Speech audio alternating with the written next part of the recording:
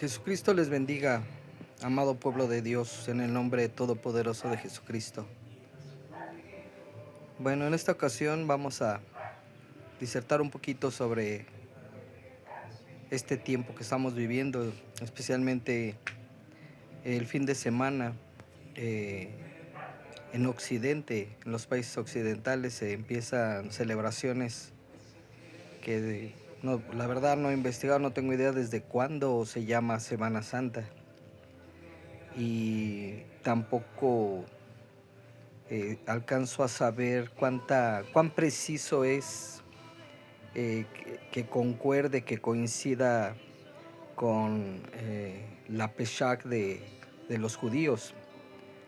Esto porque Dios estableció para el pueblo de Israel un calendario basado en la luna, en los ciclos de la luna, por cuestión de las cosechas.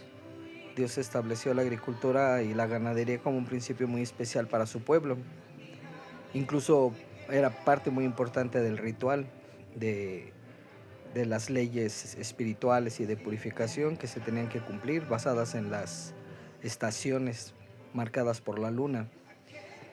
A diferencia de que muchos de nuestros países occidentales, digo porque no podemos consensuar a todos los países del mundo, pero bueno, se rigen por el calendario solar. A la vez, por ejemplo, pues nosotros hablamos de estar viviendo en el año 2026, que pues ya muchos han tratado y mencionado de que hubo un error de cálculo de 4 años en la datación del nacimiento de Jesucristo, el Mesías, y volviendo en esta disparidad que hay entre de no sé bien en cuánto está de semanas o quizá un mes, pero estamos hablando de ya 2000 años.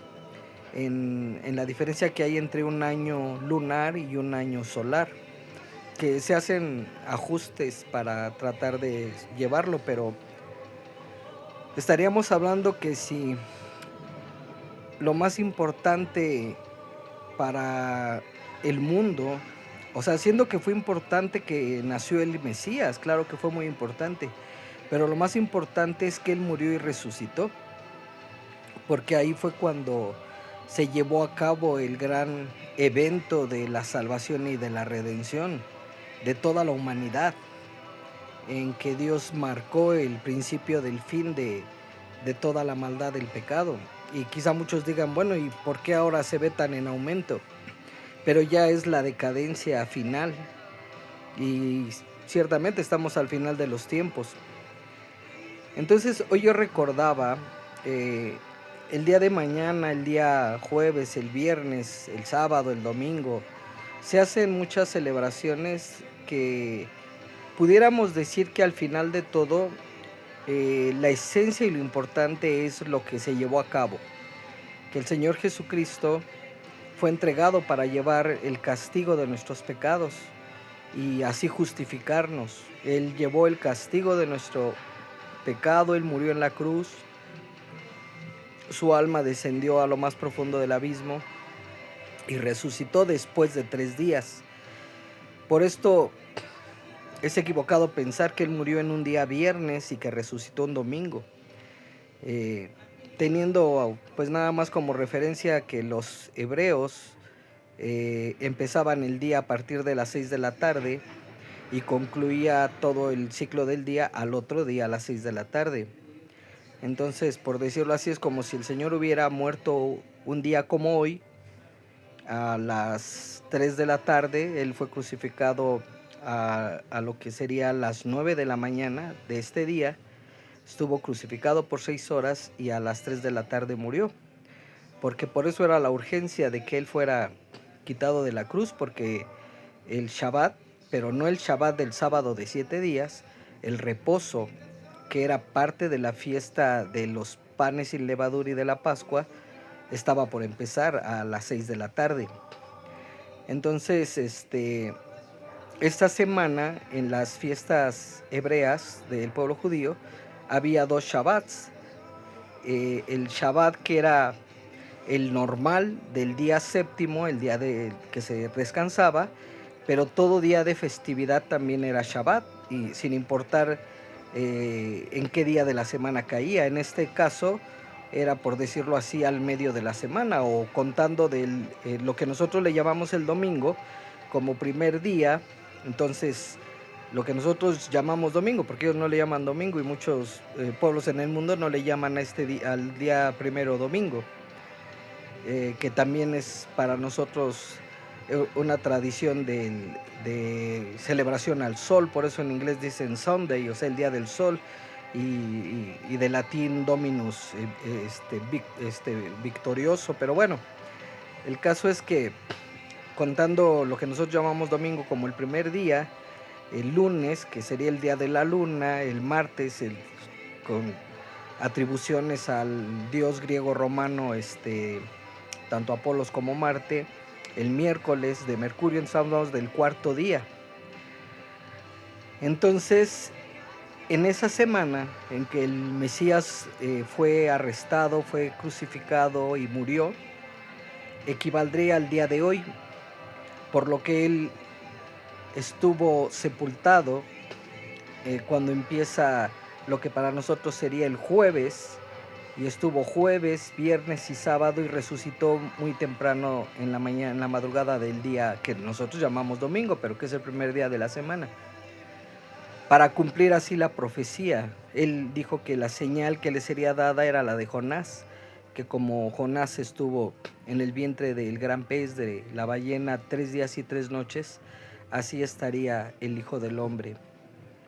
Pero volvemos, el asunto más importante es que Jesucristo cumplió el propósito eterno de la redención, principalmente de la humanidad, porque Dios había prometido desde antes de los tiempos, antes de que hubiera creación, y es corroborado cuando leemos en Génesis capítulo 1, 26 y 27, que Él en su propósito declaró: hagamos al hombre a nuestra imagen y semejanza, que he tratado en otros anteriores videos.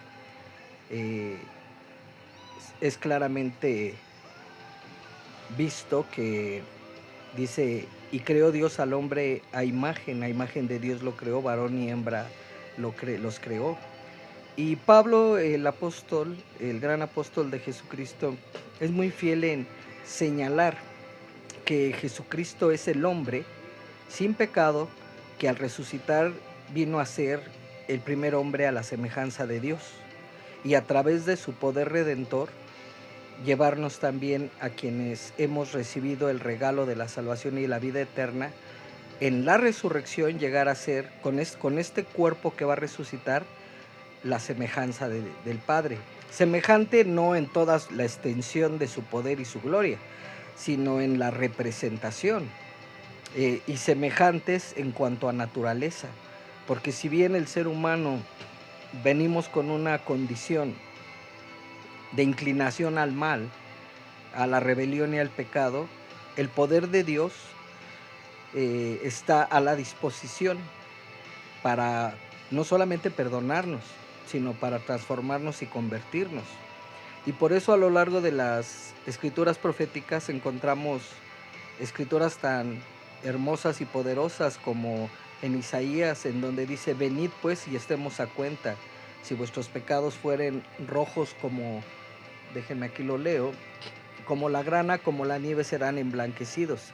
Si fueren rojos como el carmesí, vendrán a ser como blanca lana. También en el capítulo 38, en la oración que hace el rey Ezequías, dice que arrojó a lo profundo el pecado de él. Y así es, Dios envía a abismos profundos. Dice también que a sus espaldas. Entonces es ahí donde el poder de Dios hace esa transformación de esta energía corrupta y depravada de nuestra pecaminosidad.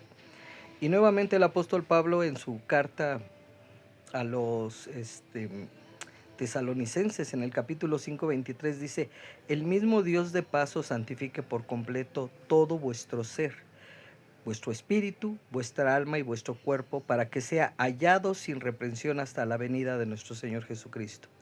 Otra vez la obra de la santificación la hace Dios, la hace a través de su palabra, la hace a través de su Espíritu Santo, que ambos purifican, limpian el agua de su palabra, que también es fuego, el fuego del Espíritu Santo, la unción que pudre yugos y la poderosa y bendita sangre de Jesucristo, que como está, varias veces lo he repetido y no me canso de reiterarlo, en Apocalipsis 12 dice, ellos le han vencido por la sangre del Cordero y la palabra de su testimonio, no amando sus vidas hasta la muerte.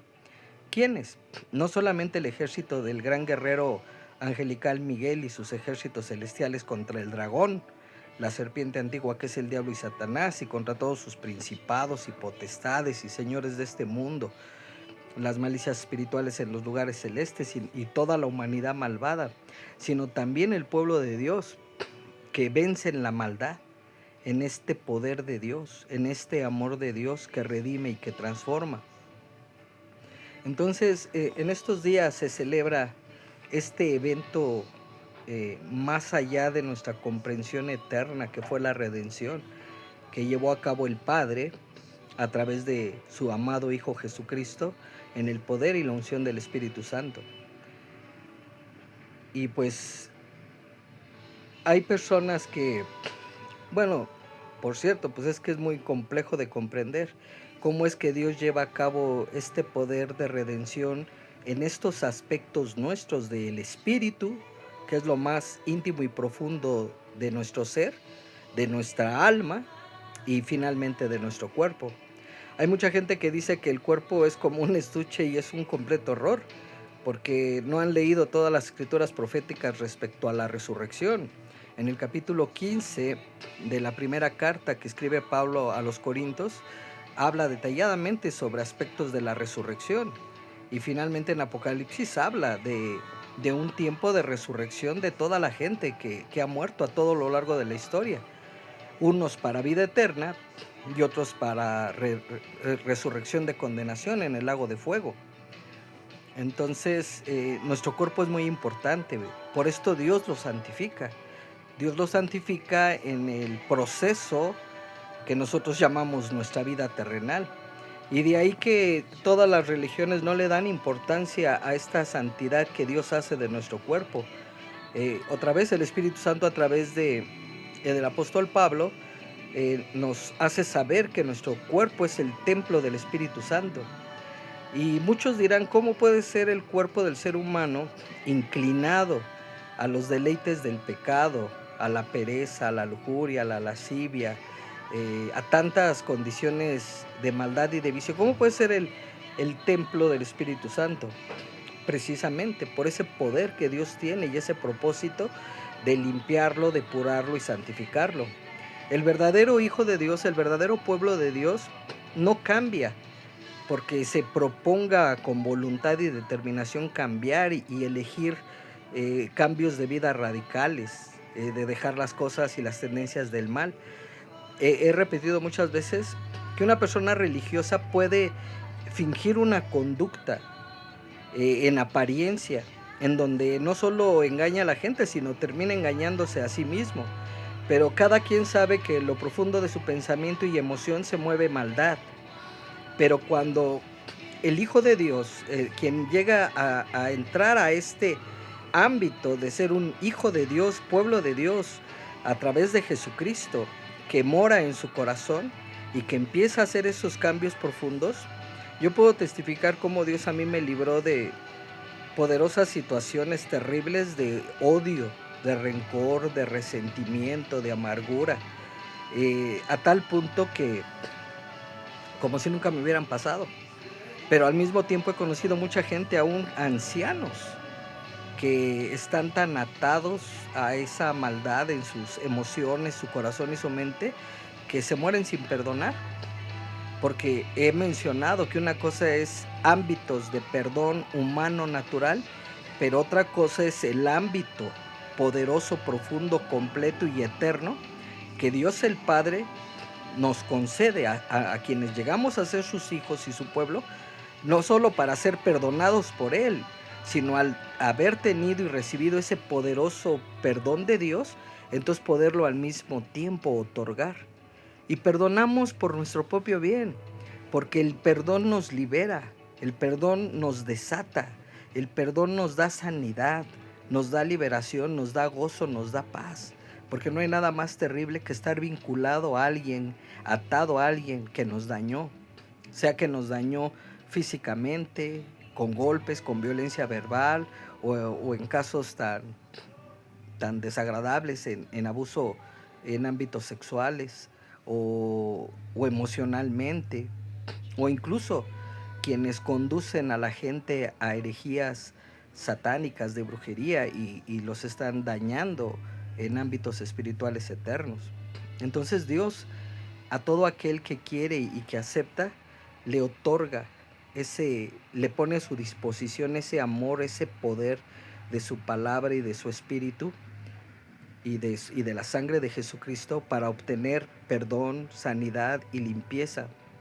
Hace 2 meses, una joven que participamos, y digo participamos porque para mí se me hace muy inadecuado decir que yo le ministré liberación, porque yo digo la liberación la hace el poder del Padre, el poder del Espíritu Santo, el poder de Jesucristo, el poder de su sangre y los ángeles que están involucrados en la actividad. Digo, yo no puedo agarrar un diablo, atarlo y sacarlo fuera, pero Dios, por el poder, la autoridad de su palabra profética espiritual, el poder de la sangre del Cordero, el poder del Espíritu Santo, el poder de los ángeles que envía, es quien lleva a cabo la liberación. ¿Y por qué es importante la liberación en las personas? Porque no solamente el pecado, el dolor, no solamente la amargura, no solamente el enojo, el resentimiento, no solamente la lascivia y la lujuria, no solamente el orgullo, la envidia, la avaricia, son parte de la corrupción del espíritu del alma del ser humano. También hay espíritus demoníacos involucrados en esto. Y hay espíritus inmundos que tienen una asignación personal con cada ser humano y con familias y con barrios, ciudades, regiones y países.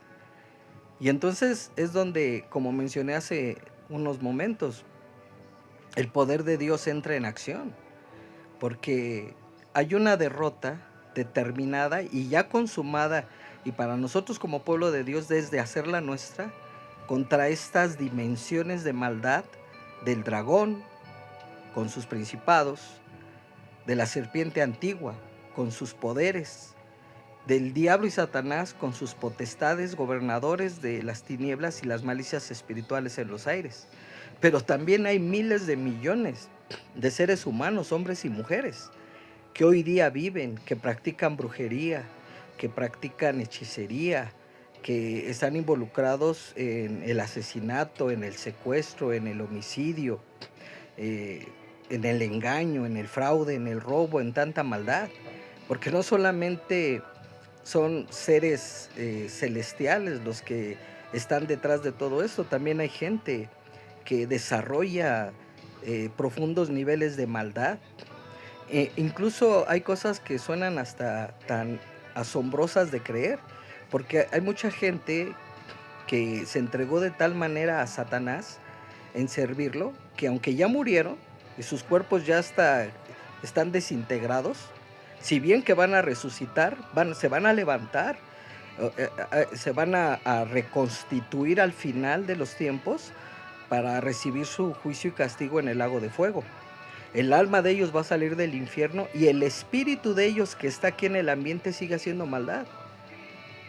Hay gente que sufre ataques no solo de espíritus inmundos, sino de brujos y de brujas y satanistas que ya no están vivos. Aunque también hay este tipo de ataques de hechiceros y brujos, de gente que todavía está viva y que por el poder de los demonios puede salir su cuerpo a atacar y hacer daño.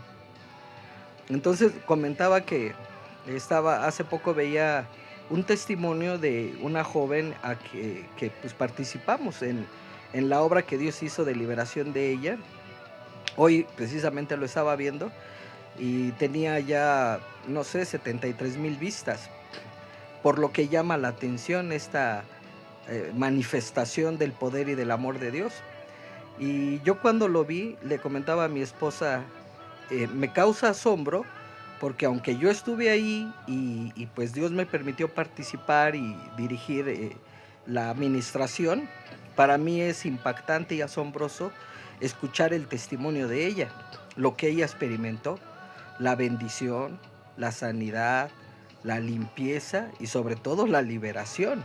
O sea, que paró. No quiere decir que ella ya no tiene más problemas, claro que sigue enfrentando muchas situaciones, pero al menos en esa etapa Dios se manifestó. ¿Por qué?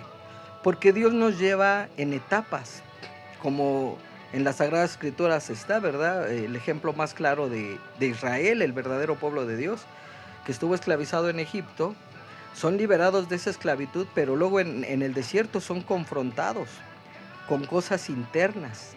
Y posteriormente los que logran llegar después de 40 años a la tierra de Canaán, tienen que enfrentar tanto sus situaciones internas como derrotar a las naciones, que muchos no entienden, ¿verdad? Pero era gente terriblemente mala, terriblemente perversa, que sacrificaban no solo personas, niños, eran caníbales, como hoy tanto se saca a la luz y hay mucha gente que se horroriza. Yo leí relatos de ese tipo de situaciones a nivel mundial, político y deportivo y hasta artístico, de gente que practicaba estos cultos en un testimonio que fue en la década de los 80s. Yo leí ese testimonio alrededor del año 98 y se me hacía asombroso, pero finalmente yo lo creí, o sea, creí la posibilidad de que era, y estamos hablando de 40 años después, bueno, pues con tantas evidencias que se han sacado. Pero regresamos, aún con todo, el amor y el poder de Dios para redimir a todo aquel que quiere, porque es lo más importante, el anhelo. Cuando yo oía este testimonio de esta joven, ella precisamente enfatizaba que ya era tanta la carga, la opresión, y siendo una hija de Dios prácticamente desde niña, y de asistir a su congregación, pues la mayor parte de su vida, de sus 30 y algo años que tiene. Y había hablado ella con sus líderes, y pues no le pudieron ayudar por todo lo que estaba pasando. Y aunque yo pertenecí también a esa agrupación que se ha hecho como una secta por sus doctrinas de raíz cabalística, de esta cábala judía de hechicería, en donde lejos de exaltar el poder de la gracia de Dios en Jesucristo, eh, llevan un sesgo muy marcado de condenación y culpabilidad, de mantener a la gente siempre con culpabilidad. ¿Por qué? Porque una persona con sentimientos de culpabilidad, manteniendo las acusadas, son manipulables. Las personas cuando quieren redimirse o quieren corregir las cosas malas que han hecho, se vuelven muy manipulables.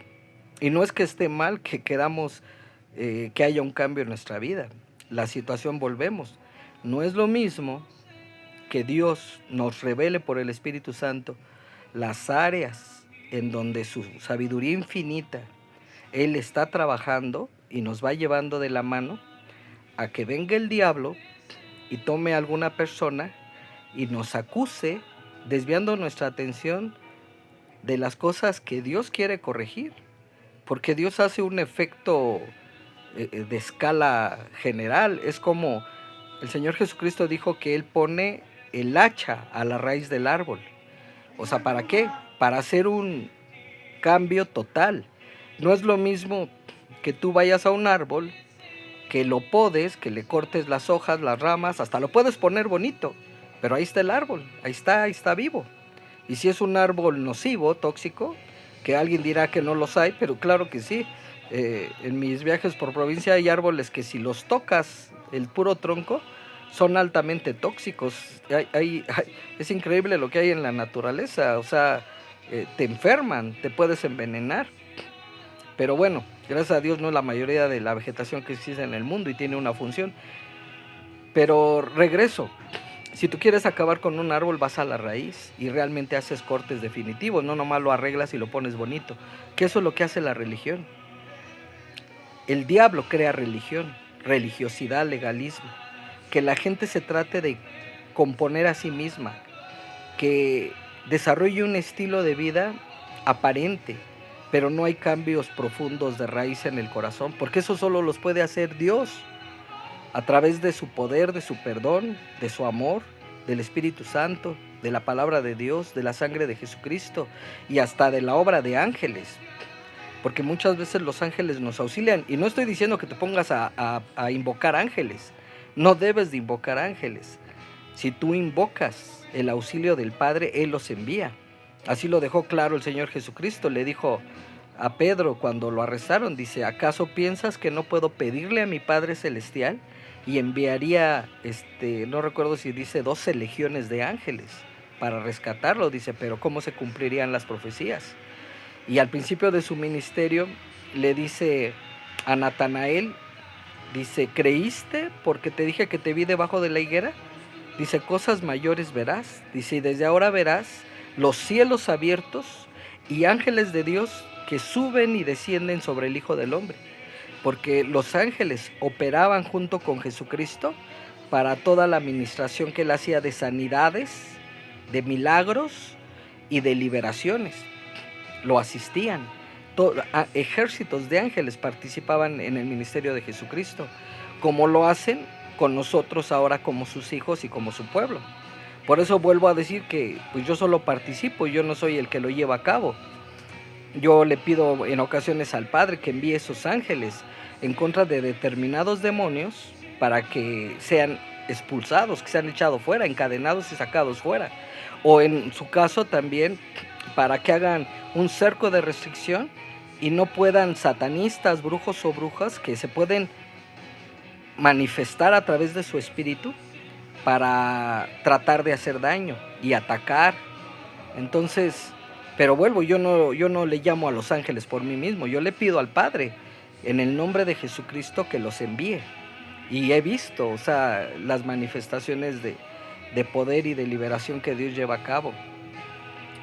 Y todo esto porque hace casi 2000 años, dirán, estamos en el 2026, sí, pero estoy hablando de contar de cuando Jesucristo murió en la cruz y resucitó, que fue el evento eterno y más poderoso para nosotros, sus hijos y su pueblo. Entonces, hace casi, él murió a los 33 años y medio, pero no era el conteo como nosotros contamos los años, volvemos. Su conteo de ellos era en años con ciclos lunares, no ciclos solares. Y hay una variación en cuanto a los años solares con los años lunares, que es el que llevaba a cabo el pueblo de Israel, como así se lo estableció Dios a través del profeta Moisés. El Señor Jesucristo murió a los 33 años, al parecer 33 años y medio, y resucitó. Con su cuerpo resucitado en poder y gloria, y ahora sentado a la diestra del Padre, y que vendrá para gobernar este mundo por 1000 años, y después el juicio eterno, y después su reino eterno, con ese cuerpo de gloria resucitado, que nunca más va a morir, y que ha prometido también a todos aquellos que deciden recibir este poderoso regalo de amor y vida eterna. Y no es tan complicado, es con todo el corazón decirle: Padre, yo recibo ese regalo de salvación y vida eterna en mi vida. Que Jesucristo venga a mi corazón, que me dé un nuevo corazón. Padre, crea un nuevo corazón en mí y haz la obra de cambiar mi viejo corazón. Ahí empieza tu primer experiencia poderosa de sanidad y de gran liberación, y que Dios va a llevar subsecuentemente hasta donde tú quieras y tú lo permitas. Como hablo de esta joven que, aunque creció en el pueblo de Dios, creció en una congregación, llegó el momento y el tiempo en que ella necesitaba una manifestación directa y poderosa de Jesucristo para liberarla de herencias, de hechicería, de brujería y de cosas que en sí ella ni siquiera había hecho, pero que venía heredando de su linaje paterno, su linaje materno, y de maldiciones generacionales que y circunstancias que la atacaban y que ella no sabía, no se daba cuenta.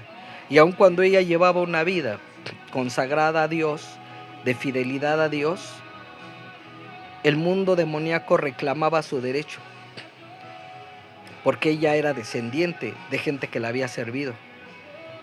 Y de esta misma manera nosotros, aun siendo hijos de Dios, y muchos hablan y dicen, es que cuando tú recibes a Jesucristo como Salvador, eres hijo de Dios y ya eres pueblo de Dios, ya estás liberado de todo. Claro, ese día recibimos nuestra más grande liberación y bendición. Pero recordemos, por eso Pablo dijo, el mismo Dios de paz santifique todo vuestro ser, tu espíritu, tu alma y tu cuerpo. El día que recibes a Jesucristo, Dios te da una nueva naturaleza espiritual, a la semejanza de Jesucristo, en la naturaleza de Jesucristo, Cristo dentro de ti, en un nuevo hombre, un nuevo corazón. Pero tú sigues siendo tú sigues siendo ese espíritu corrupto, esa alma corrupta, y esa carne y ese cuerpo corrupto. Y esa naturaleza corrupta tiene que ser perdonada, tiene que ser sanada, tiene que ser limpiada, purificada y liberada en el poder eterno de Dios Todopoderoso, nuestro Padre Celestial, de su santo y poderoso Espíritu, de su bendito y amado Hijo Jesucristo y su sangre, y con participación también de sus ejércitos angelicales. Que el Señor Jesucristo te bendiga siempre, que tu corazón se alinee, se abra, se disponga y anhele esta bendición eterna que tiene para ti. Que Jesucristo, nuestro Dios Todopoderoso, te bendiga. Shalom.